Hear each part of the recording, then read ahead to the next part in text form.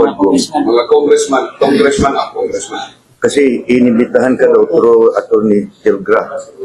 Galit sila. Galit sila kasi hindi ka daw sumipot. Hindi ka daw sumipot.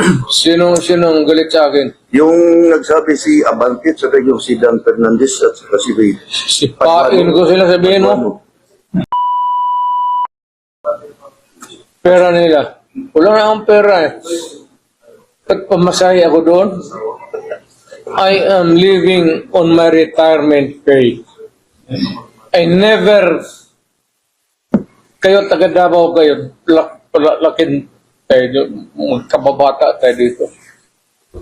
Wala akong extra money na sa bangko na lahat sweldo ko yan, pati yung retirement ko. Sila pa ang galit ngayon. Buang. At sinabi pang ipakuntin ka daw.